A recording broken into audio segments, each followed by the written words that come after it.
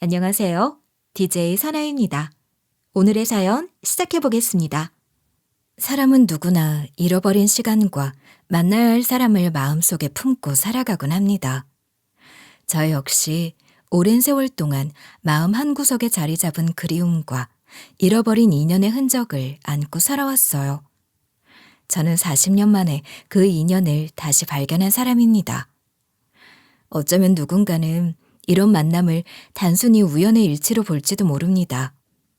하지만 저는 운명이라고 믿고 있어요. 만나야 할 사람은 결국 만나게 되어 있다는 것. 인연은 시간을 넘어서서도 연결되어 있다는 거려.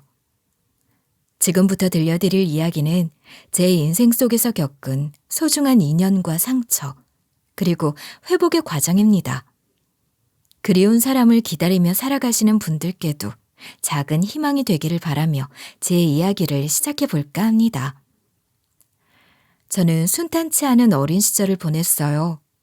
어릴 때부터 부모 없이 자라다 보니 혼자서 견뎌내야 했던 일들이 참 많았어요. 고아원에서 자란다는 건 생각보다 더 어려운 일이었고, 어른이 된 지금도 그때를 생각하면 가슴이 먹먹하더라고요. 하지만 고아였던 것보다 힘들었던 건 바로 제 외모로 생기는 문제였어요. 저는 태어날 때부터 얼굴에 몽고 반점이 있었어요. 몽고 반점이 있는 게 뭐 어떠냐고 하시는데 저는 하필 그게 얼굴에 크게 나 있어서 남들과는 조금 달랐죠. 아이들은 제 얼굴을 보고 얼룩말 같다고 놀리기도 하고 몇몇은 저를 피하기도 했어요. 그때마다 속상했지만 제가 할 수 있는 건 그저 참는 것뿐이었어요. 하지만 참는 것도 한계가 있잖아요. 서러웠던 감정이 터져나온 날이 있었어요. 그날도 학교에서 아이들은 저를 향해 손가락질하며 웃어댔고 저는 더 이상 견딜 수가 없어서 복도로 나와버렸어요. 그때 마침 지나가시던 선생님이 절 보시곤 다가오셨어요. 왜 여기에 혼자 서 있니? 무슨 일 있니? 아무것도 아니에요, 선생님. 그냥 교실에 있기 싫어서 나왔어요. 아무것도 아닌 것처럼 보이진 않는데 안색이 많이 안 좋은데 무슨 일 있었는지 말해줄 수 있니? 애들이 자꾸 제 얼굴 가지고 놀려요. 얼굴에 몽고 반점 있다고, 얼룩말 같다고. 그만하라고 해도 듣질 않아요. 그래서 네가 이렇게 교실을 나와버린 거구나. 그 아이들이 정말 잘못했네. 넌 아무 잘못 없는데 그런 말을 들을 이유가 전혀 없어. 하지만 선생님, 제가 아무리 말해도 애들이 듣지 않아요. 그냥 제가 이상해서 그런가 싶기도 하고요. 아니야. 넌 전혀 이상하지 않아. 넌 아주 특별한 아이야. 그 아이들이 너의 특별함을 이해하지 못하는 거지. 세상엔 그런 사람들도 있어. 하지만 넌 그걸로 인해 작아질 필요가 없어. 넌 그저 너답게 살아가면 되는 거야. 선생님, 근데 그게 너무 힘들어요. 사람들이 자꾸 절 이상하게 보는데 어떻게 신경을 안 쓸 수 있겠어요? 그런 시선이 널 아프게 할 수 있다는 건 나도 알아. 하지만 기억해. 세상엔 널 이해해주는 사람도 분명히 있어. 그리고 네가 먼저 너 자신을 사랑해야 해. 그래야 다른 사람들도 널 있는 그대로 받아들일 수 있어. 네가 널 믿는 것처럼 너도 너 자신을 믿어줬으면 좋겠어. 그때 선생님 말씀이 정말 큰 위로가 됐어요. 사실 그 말씀이 없었더라면 전 지금의 저로 성장할 수 없었을지도 몰라요. 그때부터 조금씩 용기를 내기로 했어요. 물론 여전히 힘든 일들이 많았지만 적어도 절 이상하다고만 생각하지 않게 되었거든요. 그 후로도 아이들은 계속 절 놀렸지만 전 예전처럼 도망치지 않았어요. 오히려 당당하게 맞서기 시작했죠. 어느 날 또다시 아이들이 제 얼굴을 놀릴 때였어요. 야, 너 진짜 얼룩말 같아. 그 얼굴로 어떻게 다니냐? 네가 뭔데 내 얼굴을 평가해? 내가 좋아. 너야말로 다른 사람 외모 가지고 뭐라 하는 거 정말 못된 거야. 뭐? 너 지금 나한테 말대꾸하는 거야? 왜 말대꾸하면 안 되는데? 너희가 아무 말이나 막 해도 가만히 있어야 돼? 왜 내가 가만히 있어야 되는지 설명해봐. 뭐? 거봐. 설명 못하겠지? 또 이런 일 있기만 해봐. 그때는 나도 가만히 안 있을 테니까.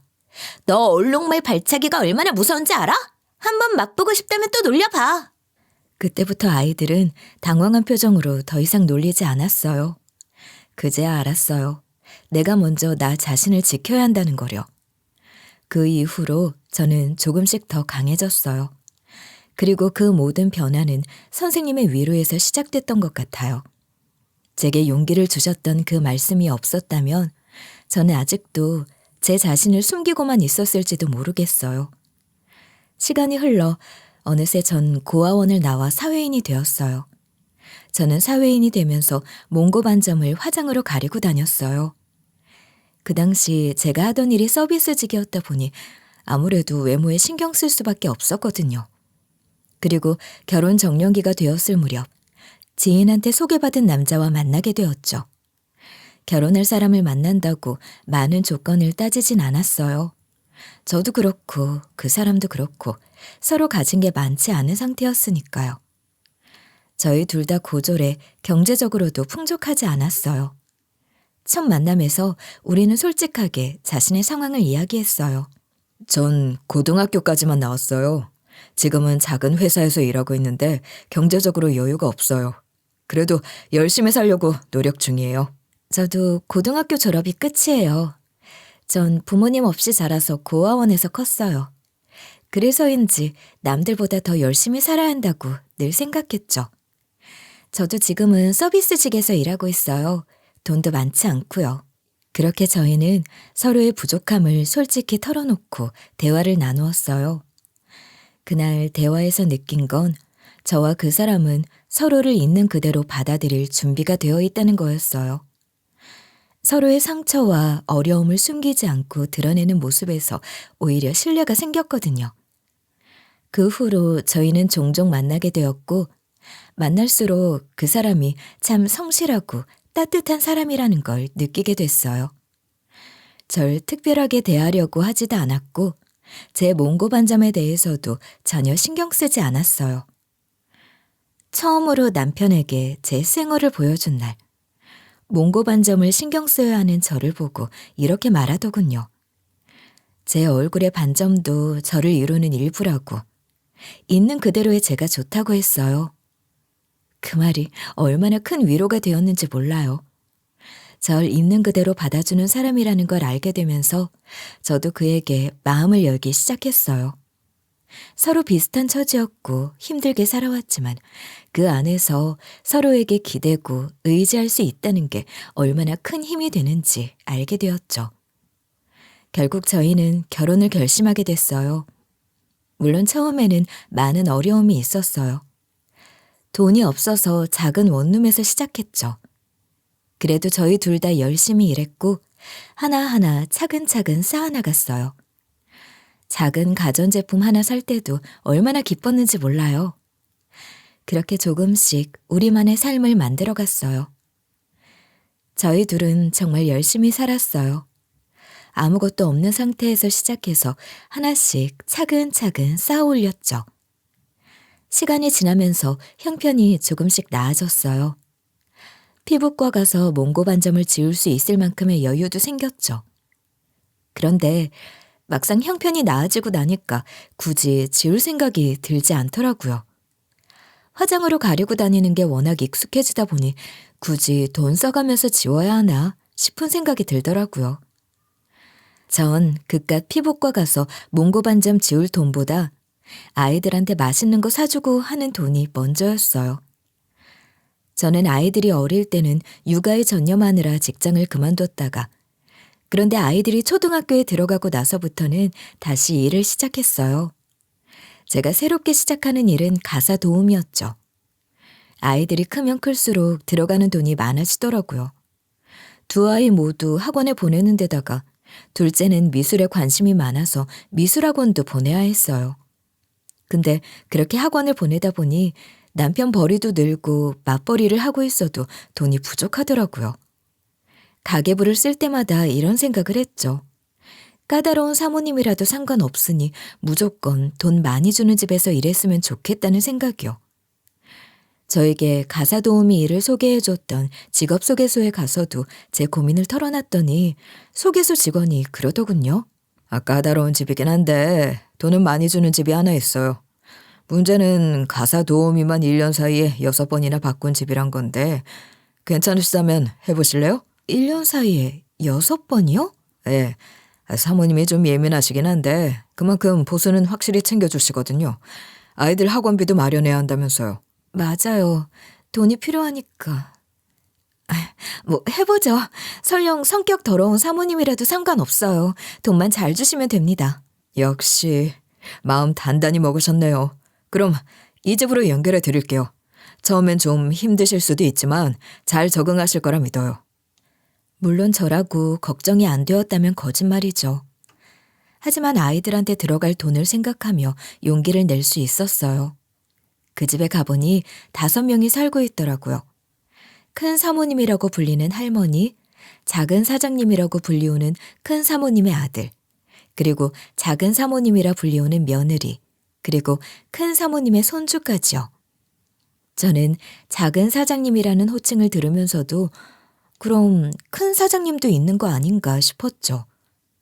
아드님이 작은 사장님이라고 불리우니 큰 사모님의 남편이 큰 사장님이라고 불리우겠다 싶었죠. 그런데 한 번도 큰 사모님 남편을 본 적이 없었거든요. 뭐 남의 집 일에 깊이 파고들 필요는 없으니까 굳이 묻지는 않았어요. 그 집에서 일한 지 일주일 정도 됐을까요? 왜 가사 도우미가 1년 사이에 6번이나 바뀌었는지 알겠더군요. 이 집안 여자들 큰 사모님과 작은 사모님이 저한테 패악질을 부리는데 정말 장난이 아니었어요. 여기 먼지가 하나라도 있으면 안 되는 거 몰라? 도대체 청소를 어떻게 하는 거야? 죄송합니다, 큰 사모님. 지금 바로 다시 닦겠습니다. 그러니까 처음부터 제대로 했어야지. 이렇게 다시 닦으면 효율성이 떨어지잖아. 안 그래도 할 일이 넘쳐나는데 오늘 다 하고 가실 수 있겠어? 네, 사모님. 오늘 해야 할 일은 무조건 끝내고 갈 테니 걱정 마세요. 어디 두고 보자고. 제대로 했는지 이따 또 검사할 거야. 작은 사모님도 만만치 않았어요. 뭐 하나 마음에 안 들면 바로 지적하고 사람을 쥐잡듯 몰아붙이더라고요. 말투는 매번 날카롭고 작은 실수도 용납하지 않으려는 태도였어요. 그뿐만 아니라 마치 제가 일부러 일을 대충 한다고 생각하는 듯이 의심의 눈초리로 쳐다보는 게 일상이었죠. 그럴 때마다 숨이 막힐 정도로 압박감을 느꼈지만 어떻게든 참아내야만 했어요. 아줌마, 이거 설거지 제대로 한 거 맞아요? 왜 그릇에 얼룩이 남아있어요? 죄송합니다. 바로 다시 할게요. 근데 사모님, 이거는 얼룩이 아니라 원래 있었던 건데요. 이거 설거지해도 안 지워지더라고요. 아줌마, 원래 있었던 거든 말든 깨끗하게 닦아야죠. 철수세미를 쓰든 세제를 독한 걸 쓰든 뭘 쓰든 해서 이 얼룩 지워놔요. 이 집에서 일하려면 기본부터 제대로 해야 된다고. 이렇게 허술해서야 되겠어요? 저는 속으로 분노가 치밀었지만 그걸 드러내지 않으려고 애썼어요. 돈을 벌어야 했으니까요. 큰 사모님과 작은 사모님이 아무리 못되게 굴어도 통장에 찍히는 돈과 아이들을 생각하며 이를 악물고 참았어요. 게다가 저는 이 집의 손주들까지 돌봐야 했어요. 집안일만 하는 게 아니라 아이까지 챙기는 건 정말 고된 일이었어요. 작은 사모님은 자기 아들이 조금이라도 투정을 부리면 제가 무슨 큰 잘못이라도 한 것처럼 저를 불러서 다그치곤 했죠. 아이들이 조금만 칭얼대도 그게 모두 제 책임인 것처럼 몰아붙이니 몸도 마음도 지칠 수밖에 없었어요. 왜 우리 아들이 울고 있어요? 아줌마가 뭘 잘못했길래 우리 아들이 울어요? 아니에요, 작은 사모님. 아이가 그냥 잠이 와서 그런 거예요. 제가 달래볼게요. 달래는 것도 제대로 못하면서 뭘 하겠다는 거예요? 당신이 이 집에서 제 역할을 못하면 그냥 나가는 게 좋아요. 죄송합니다. 더 노력하겠습니다. 그나마 이 집에서 절 사람 대우해주는 건 작은 사장님이었어요. 작은 사장님은 집안의 다른 사람들과는 다르게 절 함부로 대하지 않았고 인격적으로 대하며 존중해 주셨어요. 그날도 어김없이 작은 사모님이 절 몰아붙이고 있을 때였어요. 작은 사장님이 그 모습을 보고는 다가오시더군요. 그만 좀 해. 이 정도면 깨끗하잖아. 내가 봤을 때 당신은 정말 잘못해서 혼낸다기보다는 그냥 화풀이 상대가 필요해서 사람을 갈구는 것 같아. 뭐라고? 당신 지금 이 여자 편드는 거야? 저번부터 느끼는 건데 당신 왜 자꾸 이 여자 두둔하냐고. 혹시 이 여자 마음에 드는 거야? 그래서 이런 식으로 감싸주는 거냐고. 무슨 말도 안 되는 소리야. 그냥 일하는 사람을 제대로 대하라는 거잖아. 왜 이렇게 과민 반응하는 거야? 과민 반응? 내가 과민 반응이라고? 관심 있는 거 아니면 왜 이렇게 나서서 편을 드는데. 예전엔 이렇게 집안일에 훈수 두는 일 없었잖아. 맨날 일밖에 모르던 사람이? 정말 어이없네. 난 그저 사람답게 대하자는 거야. 이런 일로 질투하다니 당신 의유부증 걸렸어? 당신이 이렇게 나오니까 더 의심이 간다니까. 진짜 이 여자한테 관심 있는 거 아니야? 저는 속으로 어이가 없더군요. 불륜이라니 정말 말도 안 되는 이야기였어요. 저는 애딸린 아줌마인데다가 작은 사장님은 저보다 몇 살은 더 어려 보였어요.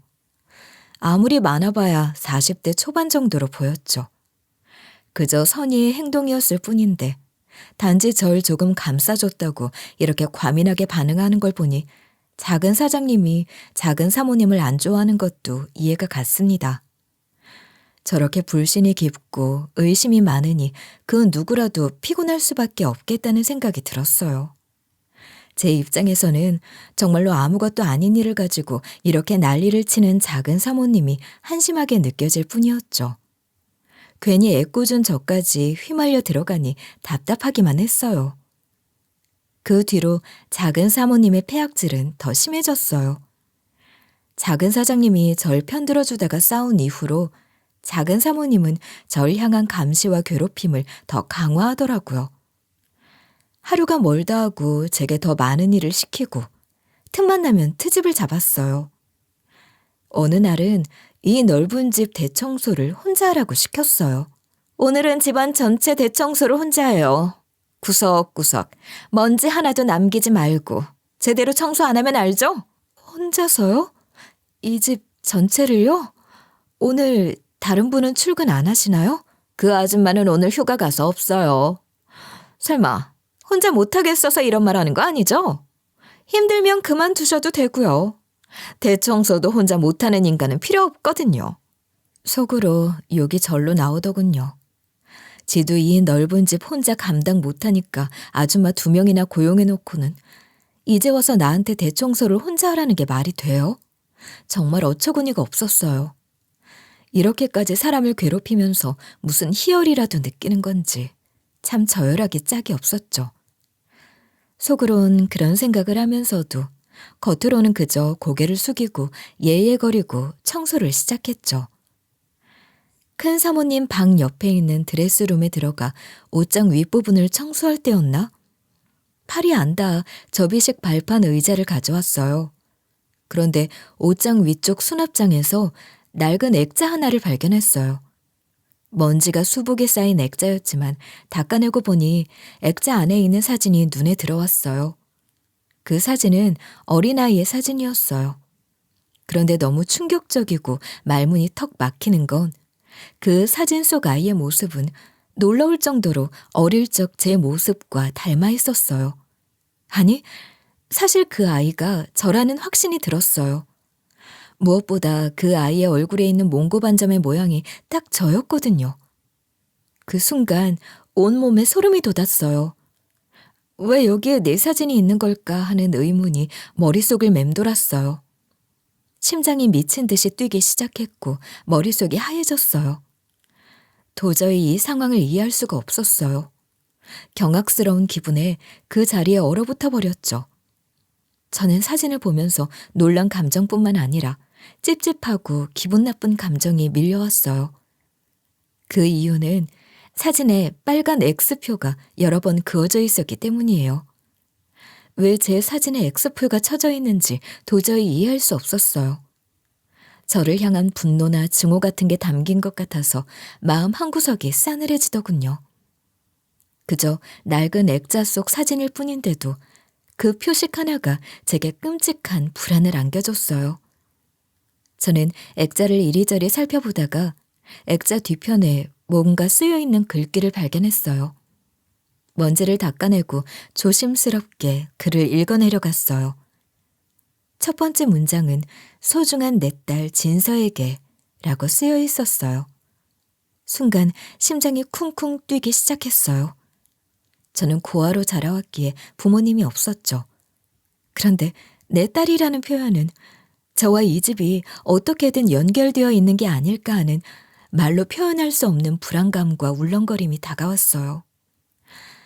고아원 원장님이 말하시길 저는 4살 정도로 추정됐을 때 고아원에 버려져 있었다고 했어요. 너무 어릴 적이라 그때 버려졌던 일은 기억 안 나고 그 당시 고아원에서 찍었던 제 사진은 남아있었기에 어릴 적 제가 어떤 모습이었는지 알 수 있을 뿐이었어요. 그래서 그 글귀를 보면서 내 출생의 비밀이 이 집과 관련되어 있는 건가라는 이런 생각이 머릿속에서 멈추질 않더군요. 하지만 그 밑에 써진 또 다른 글귀를 본 순간 갑자기 찬물을 확 끼얹은 듯 감정이 가라앉으면서 섬뜩한 기분이 몰려왔어요. 제가 본 첫 번째 글귀 아래에 낙서처럼 적힌 또 다른 문구가 있었어요. 소중한 내 딸 좋아하네. 지옥에나 꺼져버리라는 문장이었죠. 그걸 보는 순간 온몸에 소름이 돋았어요. 마치 그 글자가 살아 움직여서 절 저주하는 듯한 느낌이 들었어요. 왜 이런 말을 남겼을까라는 의문이 머릿속을 떠나지 않았어요. 그 말 속에 담긴 깊은 증오가 가슴 깊이 파고들었어요. 누군가 절 그렇게까지 미워하고 증오할 이유가 있나 싶었어요. 게다가 전 그때 어린아이였잖아요. 마치 내가 이 세상에 존재해서는 안 되는 사람인 것처럼 여겨져서 갑자기 공포와 슬픔이 동시에 밀려왔어요. 저는 그 액자를 몰래 챙겼어요. 아무래도 그냥 넘어갈 수는 없었거든요. 이 사진이 왜 이 집에 있는 건지 그 진위를 꼭 알고 싶었어요. 하지만 이걸 누구에게 함부로 물어볼 수도 없는 노릇이었죠. 고민 끝에 그 집에서 그나마 절 사람답게 대해주던 작은 사장님에게 따로 몰래 연락을 드렸어요. 작은 사장님은 다행히도 흔쾌히 시간을 내주시겠다고 했고 우리는 따로 약속을 잡아 만났어요. 저는 그날 손이 떨리는 걸 애써 숨기며 액자를 꺼내 보였어요. 이 사진이 이 집에서 발견됐어요. 근데 이게 도대체 어떻게 된 건지 모르겠어요. 이 아이가 저랑 너무 닮았거든요. 아니, 사실 이건 어릴 적 제 사진 같아요. 이 사진, 이거 어디서 발견한 거예요? 정말로 우리 집에서 발견한 거 맞아요? 네. 큰 사모님 방 옆 드레스룸 있잖아요. 거기 옷장 위에 있는 수납함에서 발견했어요. 그래서 사장님께 꼭 여쭤보고 싶어서요. 도대체 왜 이 사진이 여기 있는 거죠? 작은 사장님은 액자를 보고 눈이 휘둥그레졌어요.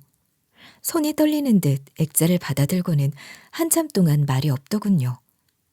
얼굴은 점점 하얗게 변해가고 이마에는 땀이 송골송골 맺혔어요. 눈동자가 흔들리며 무언가를 이해하려 애쓰는 듯 했어요.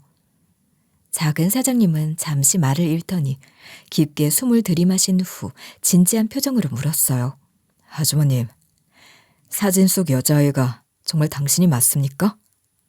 어떤 이유에서 그렇게 확신하시는지 궁금합니다. 제가 이 사진에 대해 말하려면 정말 아주머님이 이 여자아이가 맞는지 확신이 있어야 해요. 좋아요. 제가 증거를 보여드릴게요. 이 여자아이 얼굴에 있는 몽고 반점 있죠? 저한테도 이 모양 그대로 있어요. 저는 대답 대신 물티슈를 꺼내 얼굴에 있던 화장을 지웠어요. 화장이 지워지면서 제 피부 위로 점차 드러나는 몽고 반점이 선명하게 나타났죠. 뺨 한쪽에 자리 잡은 그 반점은 너무나도 뚜렷해서 부정할 수 없는 증거가 되었어요.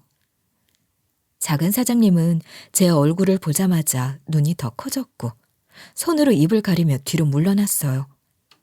그 모습에서 그가 느낀 놀람과 충격이 고스란히 전해졌어요.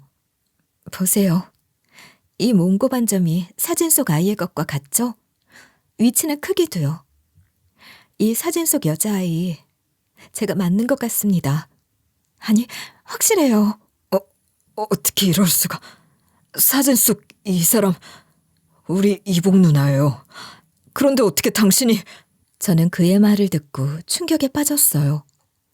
그동안 고아로서 정체성을 찾지 못했던 제게 갑작스러운 가족관계의 가능성은 혼란을 안겨줬어요. 제가 작은 사장님의 이복 누나라뇨? 이게 대체 무슨 소리일까요? 저는 작은 사장님께 당신이 알고 있는 걸 전부 다 설명해달라고 했어요. 작은 사장님은 제가 이복 누나라는 사실을 설명하기 전에 먼저 이 집안의 주인이자 자신의 아버지인 큰 사장님 이야기부터 하겠다고 했어요. 그러면서 제가 이 사진 속의 아이가 맞다면 큰 사장님이 제 아버지라고 말하더군요. 그 말을 듣고 저는 순간 말문이 막혔어요. 큰 사장님이 제 아버지라니. 작은 사장님이 말하길 큰 사장님은 예전부터 큰 사모님과 사이가 좋지 않아 지금은 별거 중이며 본인에게 사업을 물려준 후 강원도 별장에 머물고 있다고 설명했어요. 그제야 왜 큰 사장님이 항상 집에 없으셨는지도 이해가 되었죠. 작은 사장님은 큰 사장님, 아니 저희 아버지의 과거 이야기를 들려줬어요. 작은 사장님은 절 아직 누나라고 부르는 게 어색한지 여전히 아주머니 아니면 당신이라고 불렀죠. 아버지는 원래 아주머니의 생모와 결혼하셨었어요. 근데 아주머니의 생모는 아주머니를 낳다가 세상을 떠나셨죠. 그래서 아버지는 아주머니를 데리고 재혼하셨고 그 재혼 상대가 바로 저희 어머님이셨죠. 그럼 큰 사모님께서 제 계모인 셈이네요. 그렇죠. 우리 어머니는 아버지가 아주머니를 데리고 재혼을 했을 때부터 별로 좋아하지 않았다고 들었어요. 아버지와의 사이가 나빠진 것도 그 문제가 시발점이었겠죠. 우리 어머니께선 전처의 소생인 당신을 딸로 받아들이지 못했던 것 같아요. 그리고 작은 사장님은 이야기를 계속 이어갔는데 작은 사장님은 집안의 비밀을 속속들이 다 알고 있더군요. 아버지가 말씀을 해주셨다고 하셨죠. 암튼 어느 날 계모가 절 데리고 외출했다가 큰 사건이 벌어졌다고 해요. 절 실수로 잃어버린 거예요. 계모는 축제를 구경한다고 외출했는데 그곳은 사람이 엄청나게 바글바글했다고 해요. 계모는 정신없이 복잡한 사람들 틈에서 저와 함께 걷다가 그만 제 손을 놓치고 말았다고 했어요. 이미 제가 사라진 것을 깨달았을 땐 늦었다고 하더라고요. 경찰에 신고하고 주변을 샅샅이 뒤지며 아이를 찾으려고 별짓을 다 했지만 결국 절 찾을 수 없었다고 했어요. 하지만 그 이야기를 들으면서도 뭔가 이상하다는 생각이 들었어요. 정말로 실수였을까? 정말로 절 잃어버린 게 단순한 사고였을까? 하고요. 계모는 그날 제가 사라진 후 한참 동안 절 찾아 헤맸다고 해요. 사람이 많은 축제 한복판에서 아이를 잃어버렸으니 그 혼란 속에서 얼마나 찾기 힘들었을까요? 계모는 경찰에 신고도 하고 주변을 샅샅이 뒤지며 아이를 찾으려고 온갖 노력을 다했다고 했어요. 하지만 결국 절 찾지 못하고 돌아왔고 그 사실을 아버지께 전했을 때 아버지는 큰 충격을 받으셨다고 해요. 그 후에도 아버지는 저를 찾기 위해 노력하셨지만 시간이 흐르면서 결국 포기할 수밖에 없었대요. 그동안 아버지가 겪었을 고통은 얼마나 컸을까요? 매일같이 잃어버린 아이에 대한 그리움과 미안함에 사로잡혀 눈물로 밤을 지새웠을 거예요. 아버지는 절 찾기 위해 온갖 방법을 다 시도하고도 끝내 실패했을 때 느꼈을 그 절망감, 그 아픔을 생각하니 마음이 찢어질 듯 했어요. 아버지는 당신을 잃어버린 후로도 오랫동안 그리워하셨어요. 항상 당신 사진이 든 액자를 품고 계셨죠. 저도 옛날에 한밤중에 물을 마시러 나왔다가 아버지가 액자 속 당신 사진을 부여잡고 당신을 그리워하는 모습을 몰래 본 적 있어요. 근데 어머니께서는 그 모습을 보고 항상 싫어하셨어요. 제 어머니지만 자기 때문에 아이를 잃어버린 건데도 싫어하는 모습을 보고 좀 너무하다는 생각이 들 정도였죠. 그러던 어느 날 그 액자가 집에서 사라졌어요. 아버지는 그 액자를 잃어버리고 한동안 굉장히 힘들어하셨죠. 그 액자가 사라진 거였다고요? 전 일부러 그 수납장 안쪽에 둔 줄 알았는데요. 저도 그게 참 이상해요. 근데 지금 와서 생각해보면 그게 단순히 잃어버린 게 아니라 어머니가 일부러 숨겨둔 게 아닐까 싶어요. 특히 액자 뒤에 쓰여있던 그 글귀를 보면요. 아버지가 잃어버린 딸을 시기해서 그런 행동을 한 것 같아요. 아버지가 절 그리워하며 간직했던 사진마저도 숨겨버리다니 그 악의가 얼마나 깊었는지 느껴졌어요.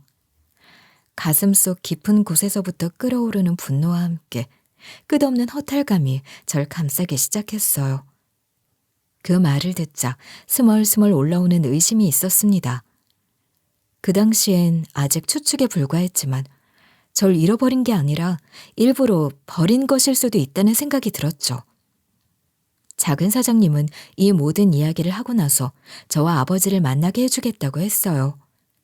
아버지는 소식을 듣고 바로 절 만나러 오셨죠. 그렇게 우리는 20년 만에 다시 마주하게 되었어요. 아버지와의 재회는 생각보다 감정이 격해졌어요. 아버진 절 보자마자 눈시울이 붉어지더니 말을 잇지 못하셨어요. 전 그동안 품고 있던 수많은 감정들이 한꺼번에 몰려오면서 제 앞에 계신 분이 정말 제 아버지라는 사실을 실감하게 되었어요. 진서야, 정말 네가 맞니? 아버지가 널 이렇게 다시 만나게 될 줄은 꿈에도 몰랐다. 아버지, 저도 이렇게 만나게 될 줄은 몰랐어요. 정말 이렇게 늦게서야 마주하게 되다니. 아니야, 늦지 않았어. 지금이라도 널 만날 수 있어서, 이렇게 살아있는 널 볼 수 있어서 그걸로도 충분해. 아버지라는 말이 쉽게 나오진 않았지만 그 순간 전 그동안의 그리움과 상실감이 한꺼번에 몰려왔어요. 워낙 어릴 때 헤어져 아버지의 모습을 기억하진 못했지만 친아버지를 다시 만났다는 사실만으로도 제 감정이 주체할 수 없을 정도로 요동쳤어요. 그리움과 애정이 가득한 그 눈빛을 보면서 저도 모르게 눈물이 흘러내렸어요. 그동안 혼자서 버텨왔던 시간들이 주마등처럼 스쳐 지나가면서 그동안 억눌러왔던 감정이 터져나오는 것 같았어요. 아버지 또한 눈물을 훔치며 제 손을 꼭 잡으셨어요. 그 손의 떨림이 저에게 전해지면서 그동안 아버지가 겪었을 고통과 후회가 고스란히 느껴졌어요. 진서야, 미안하다. 정말 미안해. 아버지가 그때 널 지키지 못했어. 정말 아버지가 바보같이 무능해서. 아니에요. 이젠 괜찮아요. 절 잃어버린 건 아버지 잘못이 아니잖아요. 그때 아버지도 많이 힘드셨을 거고 상황이 그렇게 흘러갔던 것뿐이에요. 그러니 제발 자책하지 마세요. 아버지는 널 찾기 위해 정말 많은 걸 해봤지만 결국 널 찾을 수 없었어. 그리고 그 뒤에도 네가 어디에 있는지 단서조차 찾을 수 없었단다. 아버지와 전 결국 서로를 부둥켜 안고 한바탕 오열했어요. 그동안의 상처와 그리움이 눈물로 터져나와 우리는 그 자리에서 눈물바다가 됐죠. 그렇게 한참을 울고 나니 조금은 마음이 가벼워지는 느낌이었어요. 그리고 저는 아버지에게 제가 어떻게 자랐는지 이야기를 시작했어요. 그리고 제가 어떻게 보육원에 오게 됐는지도 털어놓았죠. 보육원에서 원장님한테 들은 적이 있어요. 어떤 여자가 절 보육원에 두고 가는 걸 봤다고요. 뭐라고? 위아인 널 발견한 게 아니라 어떤 여자가 널 두고 간 거였다고? 네. 그래서 때마침 절 놓고 가는 여자를 발견한 원장님과 보육원 선생님께서 그 여자를 붙잡으려고 달려갔는데요. 보육원 대문 앞까지 왔을 땐 이미 그 여자가 세워둔 차를 타고 가버린 후라고 했어요. 전 그래서 제가 어머니한테 버려진 줄 알았어요. 그래서 절 잃어버린 거라는 말을 들었을 땐 좀 이상했어요. 그리고 원장님도 그 여자의 행동과 차림새가 좀 이상했다고 말씀하셨거든요. 그 여자의 차림새가 이상했다고? 계속 이야기해보거라. 원장 선생님께서는 종종 애를 놓고 가는 사람들을 봤지만 보통 형편이 안 좋아 보이는 사람들이 많았다고 했어요. 근데 그 여잔 모피코트를 입고 있었고 도망갈 때도 차를 타고 도망갔는데 그 차가 아주 비싸 보이는 외제차였다는 거예요. 그 당시에 그런 차를 소유하는 건 정말 잘 사는 상류층이어야 가능한 거였잖아요. 그래서 저렇게 잘 사는 형편인데 대체 왜 아이를 버리는 건지 도통 이해가 안 갔대요. 이야기하면서도 제 마음 한구석에는 계모가 절 일부러 버린 것이 아닐까 하는 생각이 계속 떠나지 않았어요. 그때 그 모피코트를 입은 여자가 계모가 아닐까 하는 생각이요. 하지만 아버지 앞에서 그런 말을 꺼낼 용기는 없었어요. 아버지를 더 상처받게 할 순 없었거든요. 그래서 속으로만 모든 의심을 품고 있을 수밖에 없었어요. 하지만 이 이야기를 들은 아버지는 분통을 터뜨리면서 제가 원하는 답을 내놓았습니다. 그래, 뭔가 이상하다고 했어. 아무리 아이를 잃어버렸어도 그렇게까지 못 찾을 수 있나. 진서야, 어쩌면 내 아내가 널 일부러 보육원에 버렸을지도 몰라. 생각하면 할수록 그 여자라면 충분히 그럴 짓을 했을 것 같아. 널 없애버리고 싶어 했으니까. 너에 대한 내 사랑을 시기하고 질투했으니 말이지. 왜 그 여자가 일부러 널 버렸다는 생각을 못했을까? 설마 그 정도로까지 인성이 파탄났을 줄이야. 네가 그렇게 고통받는 동안 아무것도 하지 못했던 내 자신이 너무나 한심하구나. 그 여자를 가만히 두지 않겠어. 반드시 대가를 치르게 할 거야. 아버지는 분노로 몸을 부들부들 떨며 이를 악물고 계셨어요. 얼굴은 붉어지고 손은 주먹으로 꽉 쥔 채 당장이라도 계모를 찾아가 응징할 기세였죠. 그런 아버지의 모습을 보니 그동안 쌓여왔던 억눌린 분노가 이제야 폭발한 것처럼 보였어요. 저는 아버지의 그런 모습을 보며 복잡한 감정에 사로잡혔어요. 분노와 슬픔, 그리고 이제야 알게 된 진실에 대한 무력감까지. 모든 것이 엉켜서 마음을 무겁게 짓누르고 있었어요. 아버지와 전 계모를 참교육시키기에 앞서 친자 검사를 하기로 했어요.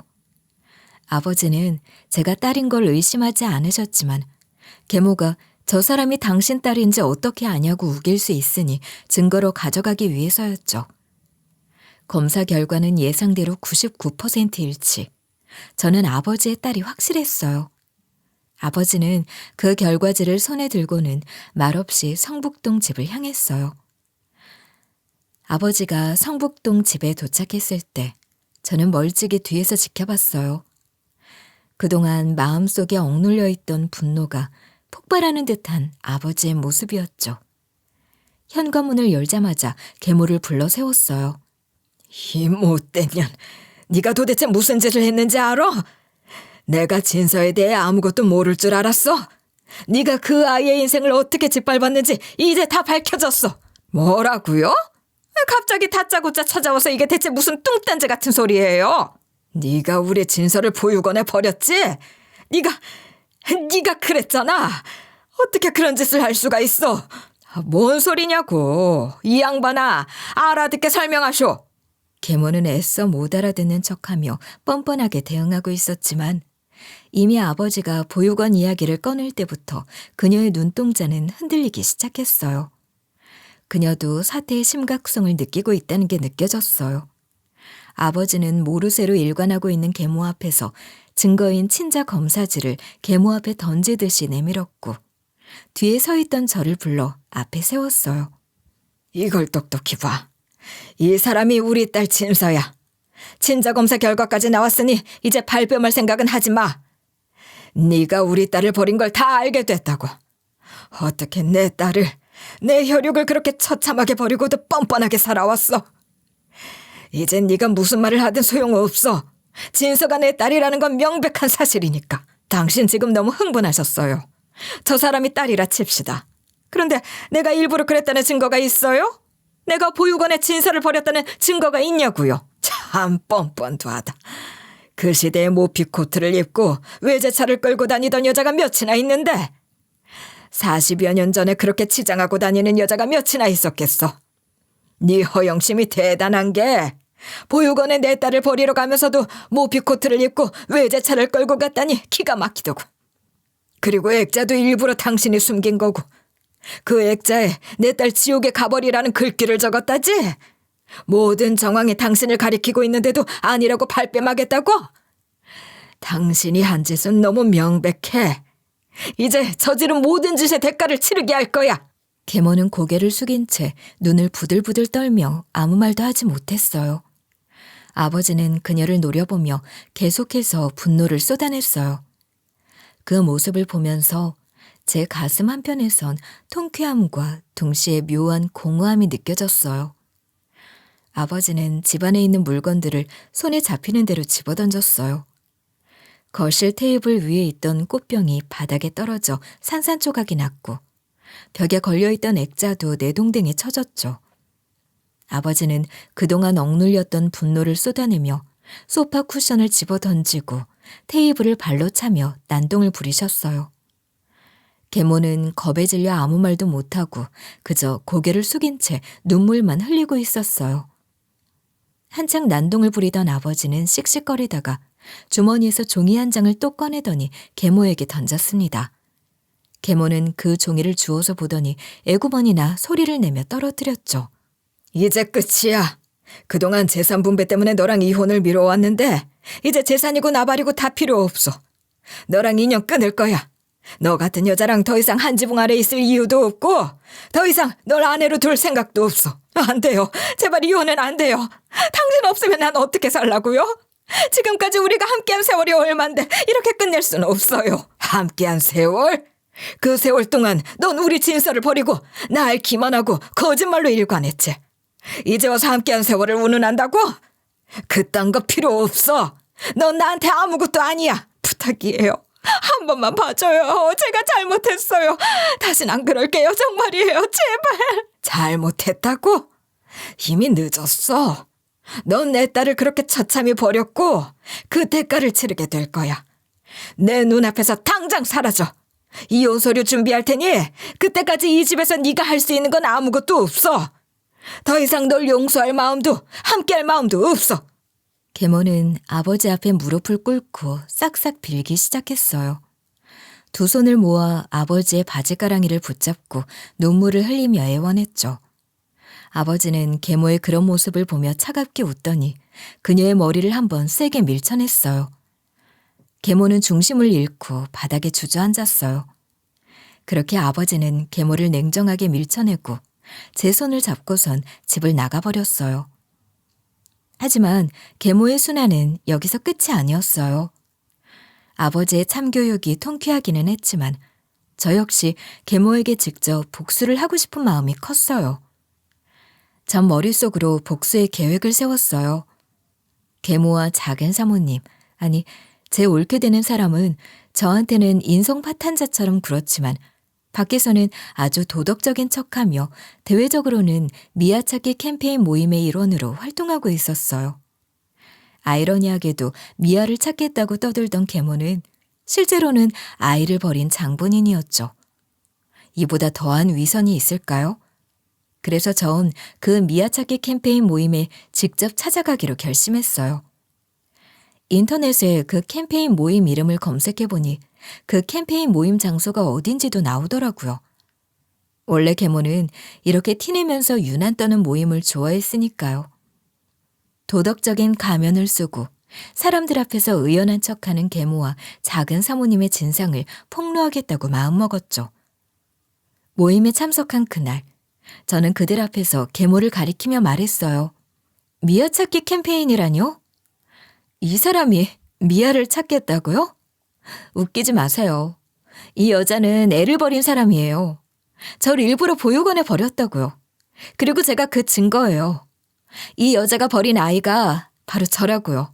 이 여자가 뭐라는 거야? 이보세요. 난 당신 몰라요. 절 모른다뇨? 제가 당신 휴대폰으로 전화 한번 걸어볼까요? 제 연락처도 가지고 계시는데 모르긴 뭘 모르신다는 거예요. 저는 바로 휴대폰으로 전화를 걸었고 계모의 휴대폰은 바로 울리기 시작했죠. 순간 모임 안이 술렁이기 시작했어요. 계모와 올케의 얼굴이 순식간에 파랗게 질리더군요. 사람들은 웅성거리며 두 사람을 쳐다봤고 그들의 위선적인 모습이 드러나는 순간이었어요.